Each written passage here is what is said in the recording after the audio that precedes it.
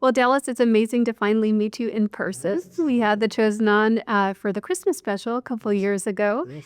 and I can't believe we're headed into season 5. It's That must crazy. be unreal for you. Well, and right now what's on also my brain is that we're about to film season 6. So we're, promoting season 5, releasing that to the world, which is my favorite part of the whole process. Yeah. And now we're getting ready to go right into season 6. The train does not stop. It doesn't stop. You'll sleep, I guess, when it's all over. But Oh, if then, yes, I hope so. yeah. So can you give us an overview of season 5 and how season 4 leads us up into it through Holy Week? Yeah, so at the end of season 4, we've experienced a lot of the challenges the disciples are facing as they're wrestling with what Jesus is doing, what Jesus is telling them is coming, and now we're here. And the disciples still don't know it. They still can't see it, even though he's telling them what he's going to do and what's going to happen. The disciples are confused. They don't fully understand.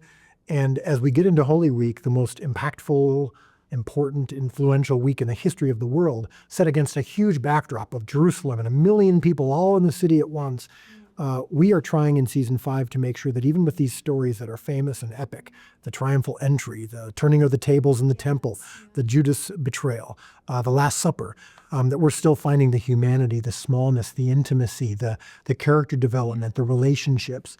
And so you're going to see a lot of that this season. But no matter what, we're always saying, in spite of these huge, huge stories, there's something very specific and intimate that we want you to feel when you watch this season. And for this season, it's, can you still follow? Can you still trust when you don't understand?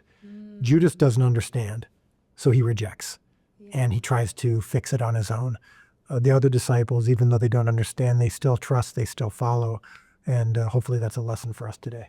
Yeah, and these intimate scenes are so important. And also we see a new side of Jesus in this with the turning of the tables. It's a riveting scene where he turns over the money changers' tables outside the temple. Can you share with us the significance of that scene and what it was like to direct it?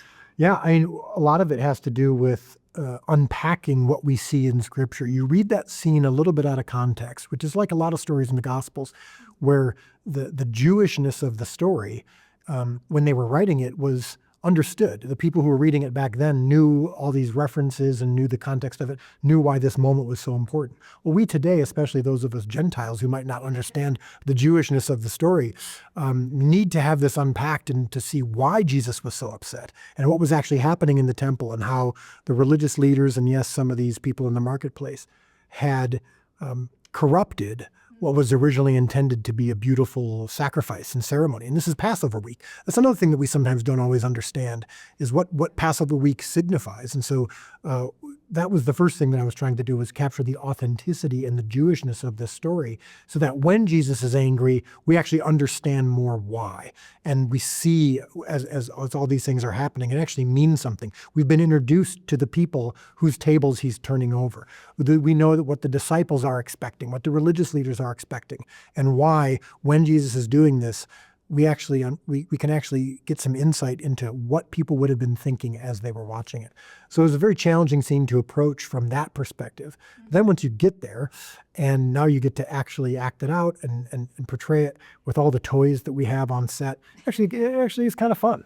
Yeah, and it was a big scene to direct. There's a lot of people there. I'm sure that was to keep all the pieces moving. Yeah, it's easily overwhelming, but I think that I have prepared myself for this by just going, all right, one day at a time, one thing at a time. I've got a huge team of people who are amazing. I've got a cast that's amazing. My job is just going to help make sure that we are doing our best to capture what really happened. Yeah, and like you said, a lot of people don't understand why he flipped the tables over, so it's so nice to have that context. And the show continues to grow. It's now 250 million plus viewers at the second. It's increasing, 17 million on social media followers. What is it about The Chosen that you think people are just gravitating to? Why is it made for such a time like this? Yeah, I think it's actually, the answer comes from what people tell me. Every time people recognize me in public, or if I have a chance to have an encounter with someone who's been impacted by the show, I'm not exaggerating when I tell you that 8 out of 10 people will all use some form of the words human or authentic. And I think that we have experienced these Bible stories so often on stained glass windows, paintings, formal presentations on stage, or even on movies or television that feel like stained glass windows.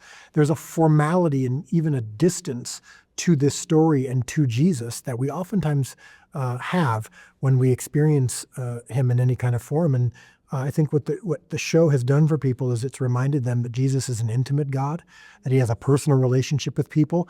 He was a man from Nazareth that was not considered big and epic, and his humility and his humanity is actually what made his divinity even more impactful. And so I think people seeing this story in such an authentic and relatable way allows them to experience the Bible and experience the truth of these stories in an even more influential way in their lives. Yeah, I think, like you said, that having that relationship, it's not just something on the outside, but to take that and have that deep connection with the Lord. A personal, Yeah. intimate connection, not I'm sitting in a congregation and seeing something presented to me and I see a God who's distant that I'm going to honor. That's part of it. But there's also an intimacy. Yeah, we need both. One last thing, do you have a key takeaway that you would just love the audience to walk away with from this season? The season in particular, can you trust? Can you follow even when you don't understand? It's easy for us to reject or to disbelieve or to give up on something that we don't understand or that upends our expectations or that might disagree with what we believe is right. For the disciples, they're hearing things from Jesus that they don't understand. Judas says, I don't understand, so I'm going to reject because it couldn't be right. I must be right. The rest of the apostles, to their credit, even though they don't understand, they still trust, they still follow, and their faith is rewarded 3 days later. So trust and walk in faith despite what we could see. Yeah, and Wonderful. even when you don't understand, still trust, still follow. Wonderful. Thank you so much, Thank you. Dallas. It's great to see you. Yes.